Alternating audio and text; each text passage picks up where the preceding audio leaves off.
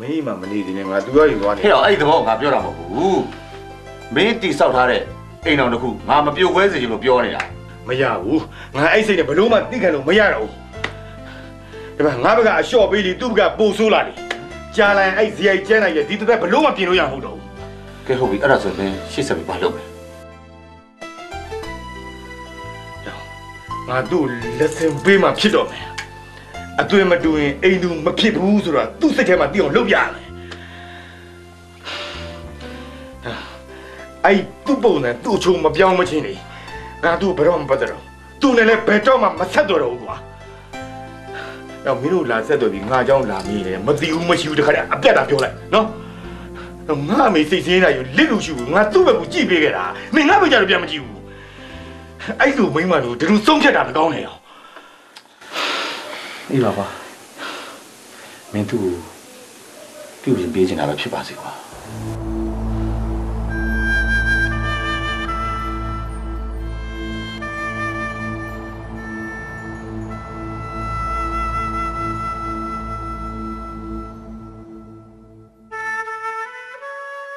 小马，过去我那用来唔到啦。အဲ့လိုမလုပ်ပါနဲ့ရောင်းမရဲ့ဖြစ်ပြီးတဲ့ကိစ္စကိုလေတေချာပြန်စဉ်းစားရင်ရောင်းမဘက်ကလွန်တာဖြစ်နေတယ်တလားအာဘကိုလည်းမေးပြီးပါပြီမတ်တင်ဆန်းကိုသူစပိန်နဲ့တကယ်ကိုဝင်တိုက်မိတာတဲ့ပြီးတော့မတ်တင်ဆန်းကြောင့်လည်းရောင်းမသိတယ်မလားသူမှွေလို့ရံဖြစ်တဲ့လင်မယားတွေကိုယ်တဲ့လင်မယားတွေတပုံကြီးအဲ့ဒီထဲမှာရောင်းမတို့လင်မယားမပါချင်စမ်းပါနဲ့ငါ့လည်းယူထားမှမကြသေးอ่ะသူကလည်းအဲ့လိုမျိုးဖြစ်ချင်ပါမယ်မဖြစ်ချင်ဘူးဆိုရင်သူ့စီကိုလိုက်သွားပြီးတောင်းမှလိုက်အဲ့လိုတောင်းမှန်ဖို့ငါသူ့မျက်နှာကိုမကြည့်ရတာ။အော်ရောင်းမရဲ့ဘာမကြည့်ရဲစရာရှိလဲ။လူဆိုတာလေဒေါသဖြစ်လာရင်အမားဆိုတာပါတတ်တာပဲ။အခုရောင်းမသူ့ကိုတိလက်အောင်လုံးမိတာလေလေဒေါသလက်ပဲဟာ။အဲ့တော့ကိုချီဦးနောင်တေးသေးချာချာရှင်းပြပြီးတောင်းမှလိုက်။မလေးကိုချီဦးနောင်ခွင့်လို့မှာပါ။ရောင်းမကိုသူကပလောက်ချတာ။သူငါ့ကိုသိချစ်တယ်ဆိုတာလည်းငါသိပါတယ်။ငါလည်းသူ့ကိုအရင်ချစ်တာပဲဥစ္စာ။အဲ့ဒါကြောင့်စိတ်မြန်လည်းမြန်ဟုတ်တယ်ငါကခွင့်မလို့လိုက်အခုချိန်မှာလေကိုချီဦးနောင်ခွင့်လို့ဖွာပိုးပြီးအရေးကြီးရယ်ပြီးတော့လေလင်မယားနှစ်ယောက်တယောက်နဲ့တယောက်အဲ့လိုမျိုးအကြာကြီးခွဲနေလည်းမကောင်းဘူးနောက်ပြီးတော့လေရောင်မကိုပြောချင်ဆိုချင်တဲ့ပတ်ဝန်းကျင်ကပို့ပြီးပြောကြရပါလိမ့်မယ်ရောင်မဘယ်ကျမ်းမှလဲရောင်မသိတယ်မလား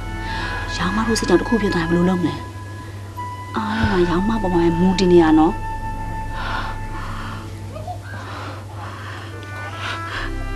အခုလိုတတိပေးဟာကျေးဇူးတင်ပါရောင်မငါလေးငါကဘယ်လိုအပြစ်ပေးရမလဲပြီးဦးနောင်ခွလို့ငါဘယ်လိုစကားမျိုးနဲ့တောင်းမှမလဲဆိုတော့ငါစဉ်းစားနေရပါရောင်မ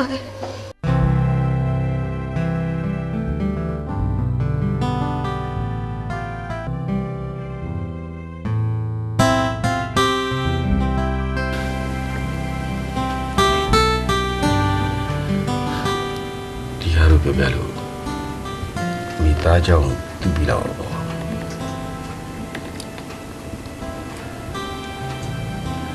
မိသားစိတ်နာနေရလားတော့ခုနနဲ့တော့လေကိုရတယ်အမေကအကြိုက်စိတ်မကောင်းဖြစ်ခဲ့ရဒီလောက်တော့ရှိမှာပေါ့အားလေးပါရဲ့အမေတတိယပြန်နေလို့ရမလား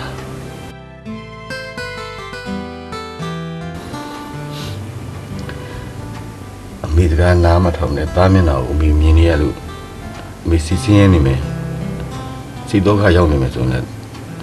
အတမနေတော့ပါဘူး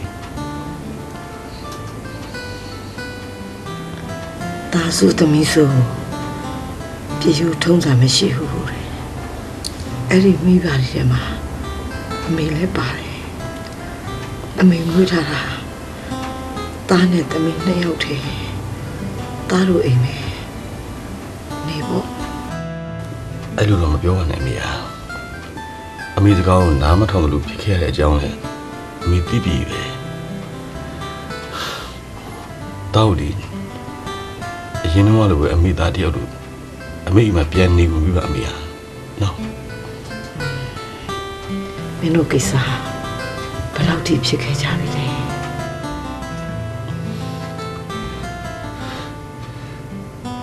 တာဘဝထဲမှာအဲ့ငွေပန်းမြဲဆိုတဲ့မိမဘယ်တော့မှမရှိကြဘူးအမေတကောင်းနားမထောင်ဘူးလို့ဒါမိမတယောက်ရဲ့စော်ကားကြီးကိုခံလိုက်ရတာအဲ့ဒီမိမနဲ့ဒါဘယ်တော့မှမပတ်သက်ဘူးလို့ဆုံးဖြတ်ပြီးအမေအဲ့လိုဆုံးဖြတ်ချက်ချလို့တော့ဘယ်ရမလဲတာရဲ့အတွင်မတူပဲအိမ်သူဖြစ်ခဲ့ပြီမဟုတ်လားပြစ်ထားလို့တော့မရဘူးလေမင်းမဲလူပြီးသားတဲ့လူတယောက်ဖြစ်ချင်တယ်ဆိုသူကဒါမထင်ထားတော့ဘူးလေစိုးရာမရဒါတို့ဖြစ်လာခဲ့တော့ဒါကိုအမေကလက်ခံထားပြီတစ်ဖက်သားသမီးပေါ်မှာကိုချင်းမစားရကြမှာပေါ့အမေမှမွေးထားတာသမီးလေးလေကိုချင်းစားရမှာပေါ့တာရဲ့အဲ့ဒါဘာလို့ရမလဲမင်းတို့အချင်းညှိနှိုင်းရမှာပေါ့ကွယ်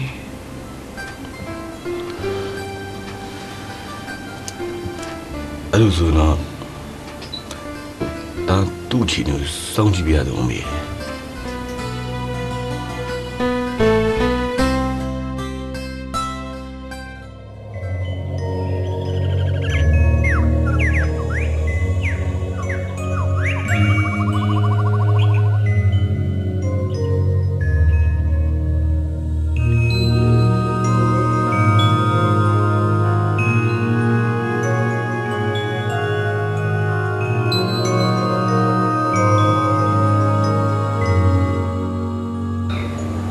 အရှင်ဗျာ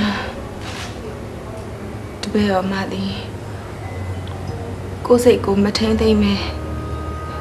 အကုန်မဲ့နဲ့ကျဲလို့ရမ်းမတာနဲ့နေထိုင်ခဲ့မိပါလေဗျာတပည့်တော်မိုင်းအိနာဦးစီးခင်မတဲ့ဦးလေတပည့်တော်မသည်ကိုထိလည်းစောကားခဲ့မိပါလေဗျာ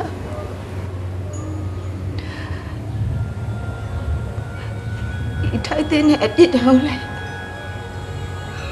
တပည့်မှာခရီးပါမယ်ဖေတပည့်အမလေးဤပါရမဆုံးမခဲ့တာသမီးစရိုက်ကျဲတယ်လို့မဖြစ်ရလေ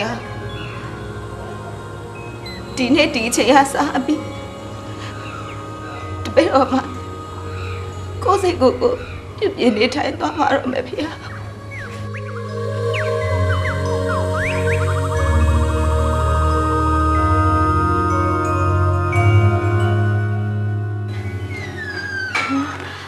ပါလားအေး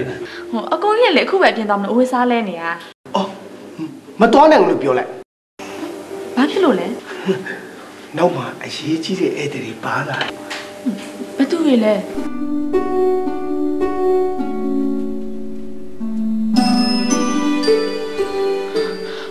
သူတို့ဘာလို့ခေါ်လာလဲဟောနေသားနေစမ်းမှာဒါလူကြီးတွေကိစ္စဟာအမေနဲ့ဖြစ်မှာမဟုတ်ဘူးဖြစ်ပါတယ်နေကလေးလိုကလေးလိုနေစမ်းပါဟဲ့လားဘယ်လိုလဲလာတော့ဝင်မယ်အဲ့ဒ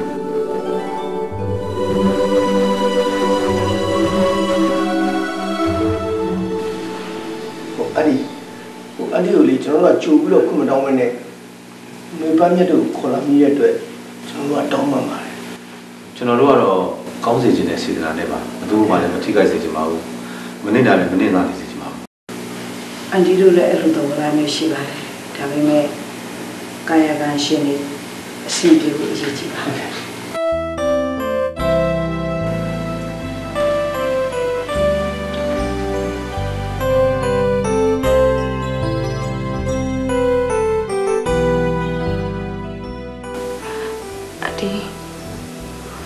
သမီးအခုပြောမယ့်စကားကိုကျေးဇူးပြုပြီးတော့ခဏလာနားထောင်ပေးပါနော်ပြောပါသမီးလေးလူမန်းတည်တဲ့စားတဲ့ဟာအမေရဲ့အုတ်ထဲမှုဆိုတာမရခဲ့ပါဘူးလေ